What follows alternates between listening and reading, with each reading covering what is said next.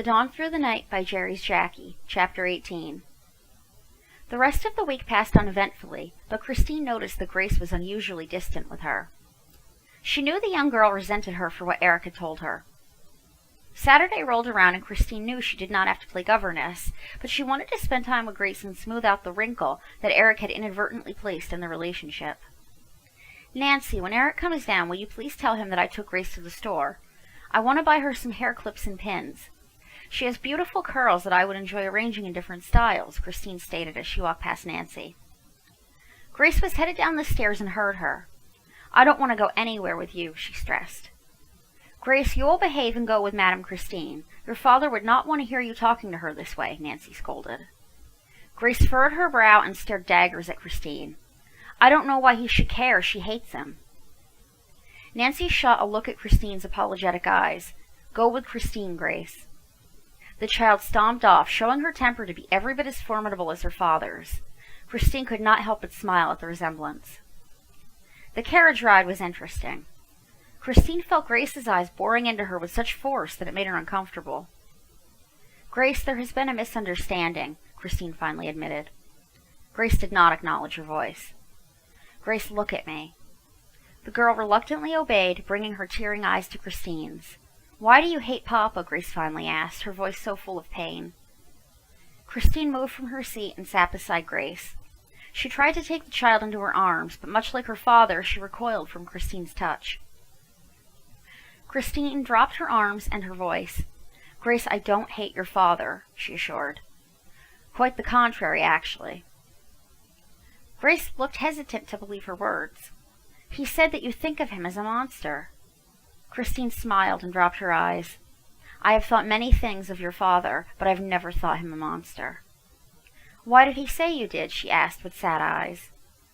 Christine noticed a visible softening of her features and reached to move a dark curl that hung in her face.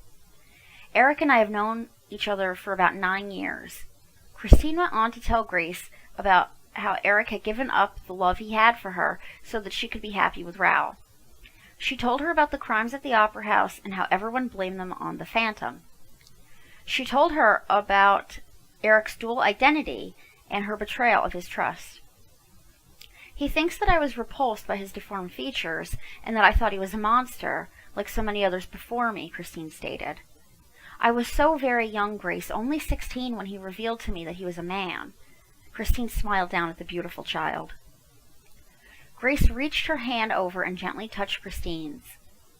When Christine looked over at her, she said, "Papa told me about the opera house and about his life as the Phantom. He told me about the gypsies and the way people treated him." She was crying, but she continued to speak. "I wish I could have been there to keep Papa from being so lonely." Christine pulled the sobbing child into her arms. "Grace, Eric is not lonely anymore. He has you, Nancy, and Sam," she stated. Grace pulled back from her embrace and looked deep into her eyes. "No, Madame Christine, he is very lonely. All I want is for him to be happy and smile more often. His smile is so beautiful and it makes me happy." Christine marveled at the maturity of this little girl. She somehow understood the loneliness that drove her father and wanted to end it. "I want to end his loneliness also, Grace," Christine caroled. "I know he needs the love that I have for him, and I will show him, over the course of the next few weeks and months, that I love him more than life itself." Grace beamed at the acknowledgement that Christine loved her papa. She wanted him to have a wife like all the other papas she had seen, and wanted him to get hugs and kisses like all the others. "You can't tell him anything that I've said, Grace," Christine stressed. "It's best that I show him and not tell him at this point in time." Grace smiled mischievously, smacked her mouth shut, and then sealed the imaginary button that rested on her lips. Christine chuckled and cupped Grace's small chin in her palm. "Us ladies have to stick together when it comes to our men," Christine said, winking at Grace. "Are you going to give Papa hugs and kisses like I see the other papas get?" Grace innocently asked. Christine chuckled. "Oh yes, my dear child, I am." Grace gave Christine a big hug, and the rest of the day progressed well. Christine was able to get the items she needed, and they returned home by early afternoon. Plans were forming in Christine's mind, and she was formulating ways of making them happen. 2 months pass. Christine settled in and learned the normal flow of the household. Eric worked many hours, but his involvement in the work was reaching its conclusion. Christine took every opportunity she could to ruffle Eric's feathers, with Grace's help, of course. He began to realize that she would touch him at every opportunity and went out of her way to talk to him. The whole process was driving Eric insane. He knew she wanted to be his friend, but the touching was almost more than he could bear. He tried to hide his wretched reaction from her, but he wasn't sure if he was successful on all occasions. Christine was very much aware of his reactions and beefed up her efforts even more. She was not going to give him any slack when it came to making him realize she loved touching him, being around him, talking to him, everything. She wanted him to realize that she loved him. She showed up at his worksite on several occasions, with Grace and Jean-Luc in tow. She had packed a picnic lunch, a smile, and intelligent conversation. This made him irate. He couldn't show his irritation because the children were there, but Christine could feel it, and it brought a smile to her face. One of those days they sat in the park enjoying the afternoon sun. Christine was skipping in the grass chasing a butterfly, and Eric was lying back in the grass watching his surroundings from under half-closed eyes. Jean-Luc ambled over to Eric's reclining figure and proceeded to plop himself onto Eric's stomach, jolting the resting man to an alert state. Jean-Luc straddled Eric's chest, bounced up and down, and giggled. Eric responded by lightly tickling the giggling boy, and Jean-Luc giggled even louder. Eric lifted the boy in the air while still lying on the ground and twirled him around with his long arms. Jean-Luc felt like he was flying, and his animated face lit up with joy. Christine watched the whole display through happy tears. Jean-Luc was interacting with Eric as a son would a father, and he even saw Eric's company on many occasions. Eric did not know this. Christine would simply lead the boy to where Eric was, and Jean-Luc would take over. She wished Eric's blood flowed through Jean-Luc's veins. As far as she was concerned, Jean-Luc would end up thinking that. On other occasions, she disrupted his home with loud games and laughter, making Eric sigh and hold his head. His frustration made him vulnerable, and Christine pressed him at every chance she had. She refused to tell Madeline and Brigitte to stay away from him. She made him deal with his animosity toward both of them, and he was beginning to warm up to his mother, something she had thought she would never see. Brigitte found the opportunity to talk to him one afternoon when Eric came home early. He was walking down the hallway toward the dining room when Brigitte approached him wearily. "Eric, may I speak with you?" she asked. Eric did not speak, but ushered her into the library and shut the door. His eyes focused on hers, letting her know to begin the conversation. "There are so many unspoken words between us," she began. She raised her eyes to his and bit her bottom lip. "Please forgive me for not believing in you," she begged, her voice faltering. Eric wrinkled his brow. He could see the weight of her guilt bearing down on her frail shoulders. "I'm so sorry." She was racked with sobs. Eric could do nothing but watch the formidable woman he had come to consider as a rock crumble before him. He walked up to her and wrapped her in his arms, a rare display of affection which she relished. "We have all made mistakes in our lives. I know this better than anyone else. All was forgiven years ago, Brigitte." He lifted her chin to look in his eyes. "Let bygones be bygones." He pulled back from the hug and looked deep into her eyes. "Why did you never marry, Brigitte? You're an attractive woman." Her eyes shot up with a questioning glint. "I've always thought so," he said softly. And Brigitte was taken aback by his compliment. He had never said anything about the way she looked. "Thank you, Eric. That means a great deal to me coming from you." She smiled at him. "There's been only one man I loved," she admitted, "but I never felt myself worthy of him." Eric shook his head and asked, "Worthy of him? What was he, a nobleman?" Brigitte shook her head. "I don't believe he was, but he surely carried himself like one." "Brigitte, you are beneath no one," Eric stressed. "You have beauty and class well beyond many women in the upper class. Don't be silly in thinking you're not worthy of someone." He dropped his eyes, wondering who this man was. Did he ever know of your love for him? She smiled up at him and quietly answered, "No, I suppose he never knew." She hoped her eyes did not give away the truth, that he was the object of her love. "What a loss," Eric murmured. He looked back at her earnest eyes. "Could he have made you happy?" he asked. Brigitte smiled at him, a beautiful, embracing smile. Yes, he could have made me very happy. Eric considered that for a moment. She had never taken the chance on love, and yet she expected him to abandon all the reservations he had and surrender to its sweet poison again. He changed the subject. What happened to the Opera Populaire? Paris is without a noteworthy opera now. A sad, forlorn look rested on her features. It was never the same after you left, she admitted to him. It became known to us that many people frequented the opera house because of the legendary Phantom and his roguish deeds. Eric scoffingly laughed, but there was no humor in his actions. These are the same people who called for my torture and subsequent demise after the fiasco at the opera house. Eric, once it was known that you were not guilty, and all the horrible things that had happened to you became public knowledge, you were suddenly the most powerful and sought-after man in Paris, she stated. But no one could find you. I didn't wish to be found, he stated dryly. My plan was to die and never have to contend with the human race again. Brigitte bowed her head at his admission. I never knew how much I cared about you until you were gone, and I felt that I had run you off. Eric walked over to her and lifted her chin to his eyes. Nonsense, Brigitte. What happened for a reason. His words eased her mind. If it hadn't happened, I wouldn't have Grace. They headed out the door together, and Eric turned to her and said, Maybe there is something I can do about that opera house, sometime in the future. His words caused her face to light up and hope to fill her eyes. I knew that if anyone could, it would be you. They never spoke of the past again. They continued to develop a very strong bond of friendship. A few days later, it was Madeline's turn. She had not pressured him. She waited for him to see that she was genuine in her love for him and that she wanted to be a mother to him if he would let her. Say something, Eric, anything, Madeline pleaded. His back was to her, and he was unrelentingly rigid. She had just told him about his father's abuse and the drug addiction that had caused his deformity. She spoke of the cloud she had lived in through most of his childhood and the seething hatred she felt for his father. She had told him of Etienne and his unsavory ways, and the second round of addictions she had endured, the last one nearly taking her life. I'm sorry, Mother, I didn't know, Eric finally choked out.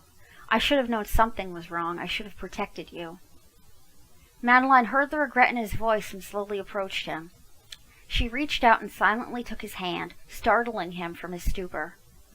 She led him over to the couch and sat him down, much as she would have done had he been 10 years old.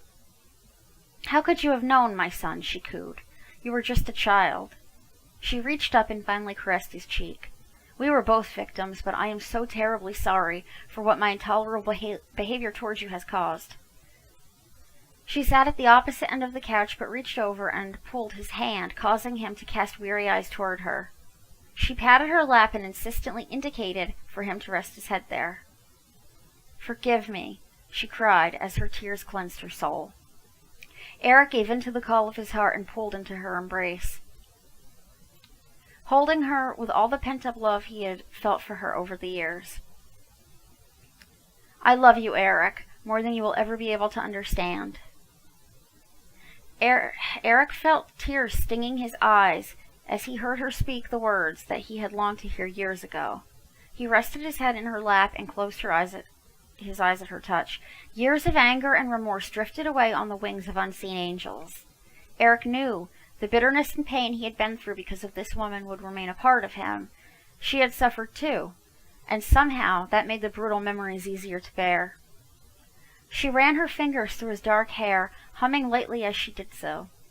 Both shed silent, cleansing tears for the lost years, and their minds were filled with hope for the future. No words were spoken as mother and son finally created a bond. After these nights, they all carried on a friendship that grew with each game of chess. Each shared music lesson with Grace and Jean-Luc, and every smile and laugh.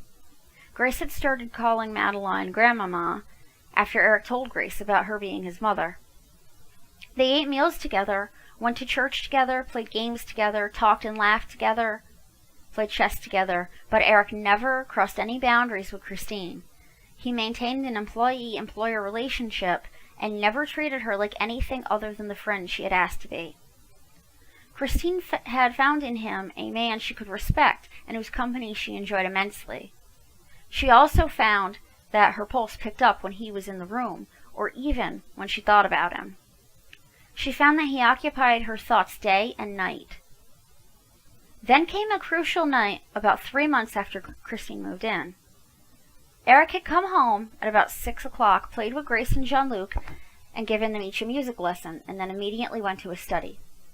Christine did not wish to debate or argue with him tonight. Tonight, she just wanted to talk. She followed him into the study, without knowing it, and watched as he languidly reclined in his desk chair.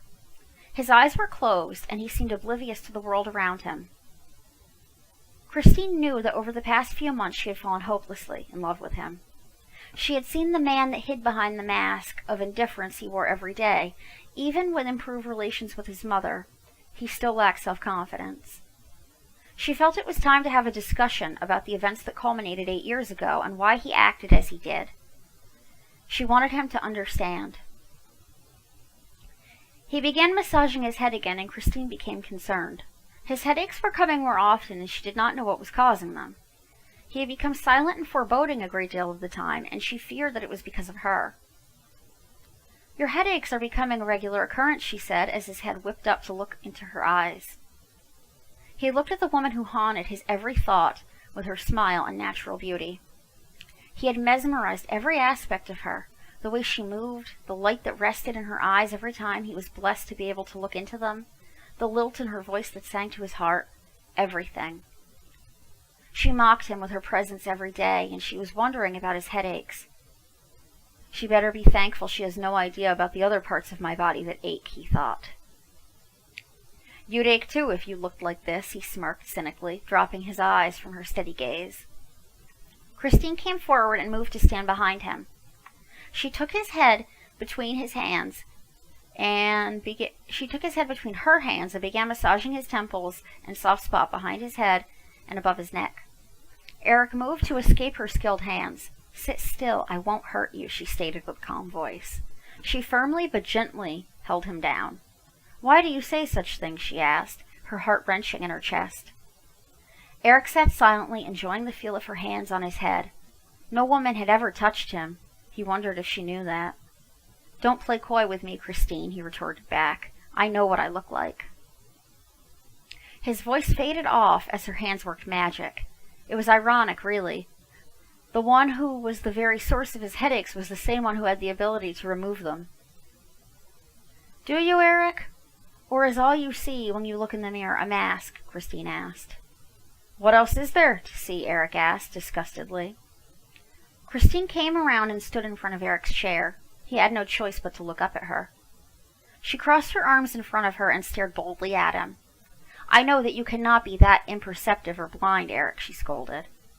"If you had not been so cantankerous and obsessive and courted me like a man is supposed to do, things would have been drastically different 8 years ago." Eric scoffed at her. "That's ludicrous." He ripped away from her hands and stood with his back to her. His height was still intimidating, but she found that it added to his charisma. "The night of the Don Juan performance, you completely enthralled me. I would have done anything you asked." She watched him hang his head and wondered what he was thinking. "I had thought you could not be any more compelling than you were when you took me to your lair and sang the music of the night to me. But point of no return—" "Christine, stop," Eric injected loudly. "You know you were under the spell of my voice," he reminded her. "You would have never reacted to me otherwise." Christine walked over and stood in front of him once more. "How do you know?" She dropped her chin and looked at him over the top of her eyes. Eric lifted his visible brow at that. "Because I just know. You can't stand there and tell me that you would have chosen me over him." Christine heard the disbelief in his voice. "If you hadn't petrified me with your explosive temper and had shown me the side of you that I've seen over the past few weeks." She reached her hand up and caressed his cheek. "Yes, I would have chosen you, even with the idea in my head that you were a murderer." Eric did not move at her confession. He stood quiet and motionless.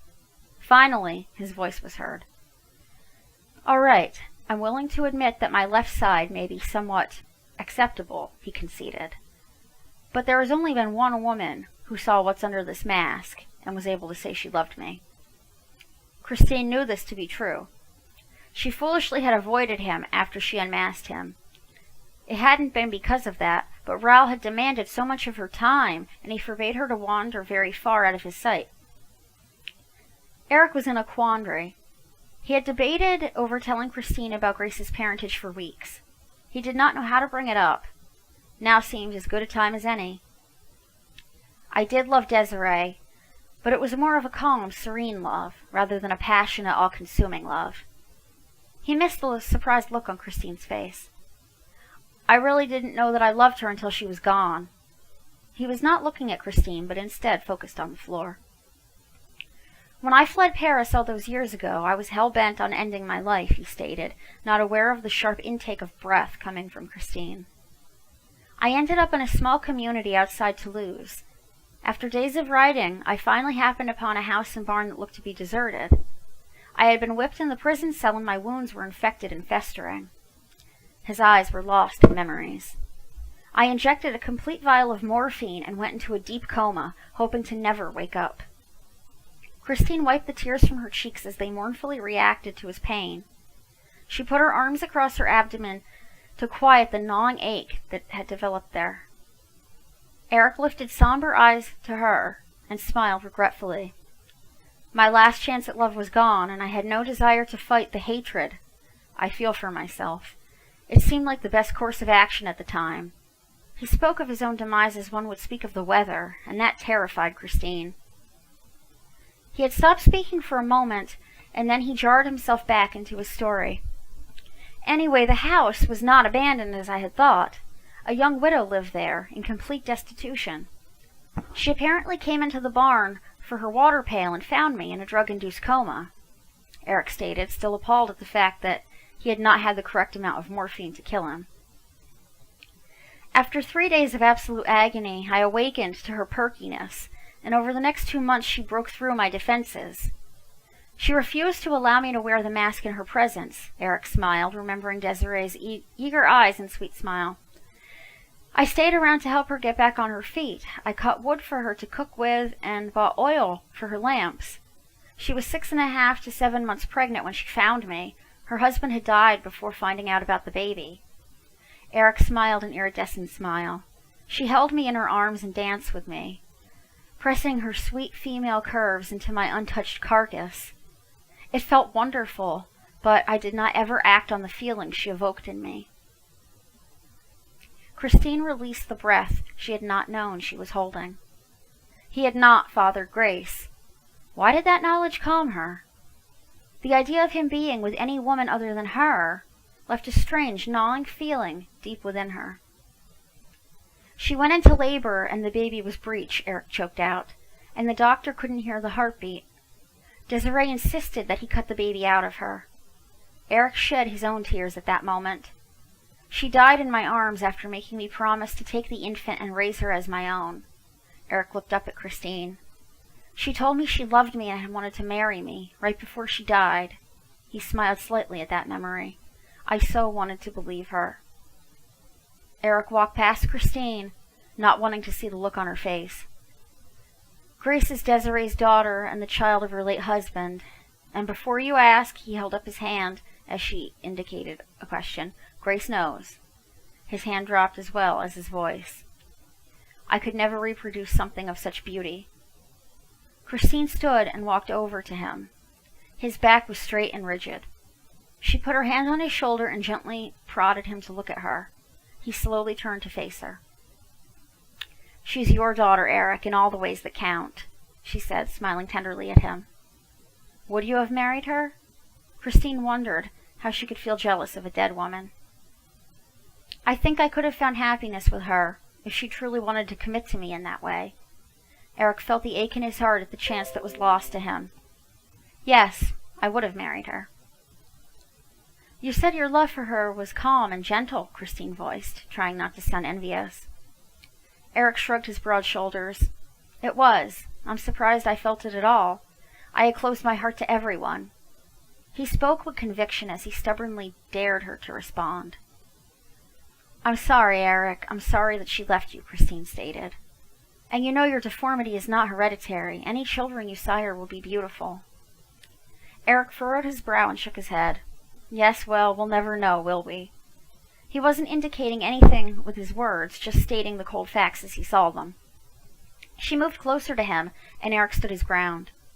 His heart was slamming against the wall of his chest, and he could feel his pulse beating rapidly in his neck. Why did he allow her to do this to him? Christine leaned into him, reveling in the intoxicating scent of his cologne and the power that naturally emanated from him. She caressed his perfect features with her palm. If only he could understand the irresistible, sensual intensity he possessed that made her unable to deny her love for him. Eric was unaware of the closeness of Christine. He was lost in the warmth of her touch. The only time he became aware of it was when he felt her warm lips touch his. His eyes shot open, and he gripped her shoulders with his hands, firmly but gently holding her away from him. What game was she playing? She infuriated him in one moment and intoxicated him the next. Having her under the same roof was pinning him on the brink of insanity. Seeing her act as a mother with Grace, just as she did with Jean-Luc, he realized what a wonderful mother she really was. It hurt him deeply to accept the fact that he would never have children with her, or anyone for that matter. He had found, over the years, that he enjoyed them very much and wanted to be surrounded by them. Don't play with fire, Christine. His voice was low and menacing. You will get burned. There was a look of agony in his eyes. Why do you torment me with the taboo? He spat. He pushed her away from him, disgusted at the reaction she was forcing from his body. He had always been in such control of his sex drive. He had pushed those desires deep down into the dark crevices of his mind and ignored them when they threatened. But Christine robbed him of all his good sense and control. He tried to put as much distance between him and her as was possible at that moment, and he thought he had succeeded until Christine roared up from behind him and planted herself in his path. What is that supposed to mean? She demanded, fire burning in her brown eyes.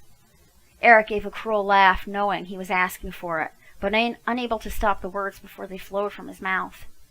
Come, Christine, why would you even want to put your lips to mine? No woman ever has.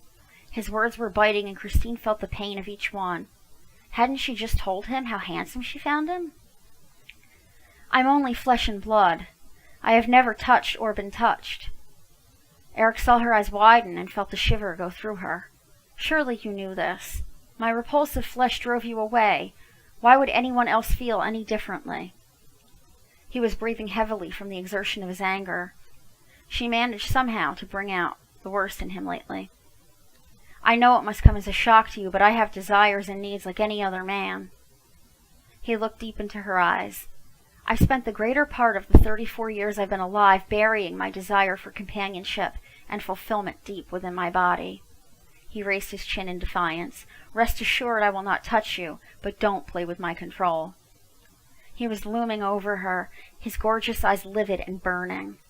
He started to leave, but viciously turned on her and grabbed her arm in a firm grip. If physical pleasure is what you seek, his eyes raked over her body, and he couldn't hide the desire in his eyes. And he couldn't seem to stop the words that were spilling forth. There are men, many men far more adept than I. His meaning was quite clear. Take a lover if you must, but don't bring him here, he warned. Released her arm as if stung, and turned to leave. It was Christine's turn to be livid. Her words stopped him in his tracks. How dare you, she spat, fury flinging from every word. Eric turned slowly to find her not a foot away from him. As he finished his turn, her open palm landed against his exposed cheek into a shrill slap. I know you're a man, Eric. I've never had any doubt on that. No woman could ever deny that. She was speaking in a very low scream. How dare you think that I would want some clandestine affair after all that I've been through with Rao? His eyes were burning holes through her as he desperately tried to control his rage. He spoke through clenched teeth. How could it have possibly been that bad? He started pacing the room like a caged animal. Tell me, Christine. He stopped with his back to her, and his back ramrod straight. He had everything you could possibly want, handsome of face and body, a title to offer prestige and status, money to grant your every wish. He turned his head only enough to allow her a glimpse of his white mask. He gave you a beautiful child. Eric had calmed enough to turn toward her. I know what you think of me. I heard how you spoke of me when you thought I wasn't listening. There was still anger in his voice as he stroked his lips where hers had touched his. How could you even stand to touch me after having him? Christine balked slightly from the knowledge that he had heard her insulting words about him on the occasions when she and Raoul had discussed him. She had been cruel and harsh, only wanting to make Raoul feel better. She had been an ignorant fool. Yes, Eric, I said some things that I should have never said. I did not mean them. His head rose slowly to meet her eyes. He clearly did not believe her. I wanted to please Raoul and make him feel better about himself. He was very intimidated by you. Eric grimaced at that and shook his head. Intimidated? By me? His eyes narrowed and he laughed without humor. I find that hard to believe. She spoke to him with determined strength. That doesn't change the truth of it. She watched as a shadow crossed over his eyes. Did you not see the stricken look in my eyes that night? She questioned him. You awakened feelings in me that I'd never experienced before. Yes, I said some things that I did not mean. She pleaded with her eyes. You were an enigma to me. You frightened me. She sauntered up to him and stood a mere inch from him. She was not touching him, but Eric could feel the warmth of her body mocking him with its closeness. She reached her palm up to caress his perfect cheek, noticing how he moved slightly to avoid her touch. You pull away from me. You pull away with your body, but your eyes tell a different story, Christine purred. Before she could continue with her thought, he shoved her against the wall, pinning her between his hard, hot body and the cold, unyielding wall. She lifted sultry eyes to him, daring him to act upon the desire she knew he felt. He pushed against her, breathing hard and fighting his longing rushing through him. What do you want, Christine? He hissed. Do you want me to admit that you stimulate me beyond reason? That I spend the entire day in a state of arousal just from the thought of seeing you when I come home? He roughly pulled her into him. His eyes were centimeters from hers, and his breathing was erratic. Neither said a word as they tested each other. Eric finally spoke through clenched teeth. So be it. He claimed her mouth in a cruel, bruising kiss. He wanted to hurt her just as she hurt him every day that she teased him with her dancing eyes and pouting lips. He wanted to hurt her for causing a reaction in his long-dormant body that could only result in further agony for him. He had never kissed nor been kissed, but he knew how it was done. He kept his mind on what he was doing and ignored the fire that ignited in his body when his mouth claimed hers. He wanted to punish her for making him love her. He violently thrust his tongue between her soft, yielding lips. He was too intent on proving his point that it did not register in his brain that she was returning his kiss with fervor. Christine's body reacted to his onslaught with eagerness and passion. She had never been kissed like this, with passion and fire. Even in anger, Eric elicited a need in her that she never knew existed. He may have meant it to be punishing, but Christine wanted more. She fenced with his tongue, wanting him to feel the desire she had for him. He kissed her as though he'd been doing it for years. He felt so good and tasted so good. His erection pressed against her abdomen, making his desire quite evident. She instinctively wanted to press against it and yield to its ageless promise. She felt a strange desire in her womanly core to have Eric buried deep in her body, something she never felt nor desired with Raoul. Eric ended the kiss, breathing heavily from a mixture of fury and desire. His voice was low and controlled when he finally spoke. That is what I want to do to you every time I look into your eyes or catch a whiff of your scent in the air. He was speaking through clenched teeth. But I can't, he spat. You're not mine, and you made it quite clear that you never will be. He pushed away from her, thinking what a fool he was. He knew she despised him, and yet he had opened himself up to her again, laying his vulnerability in front of her like a rug. He ran a frustrated hand through his thick hair, turned, and walked out. To be continued.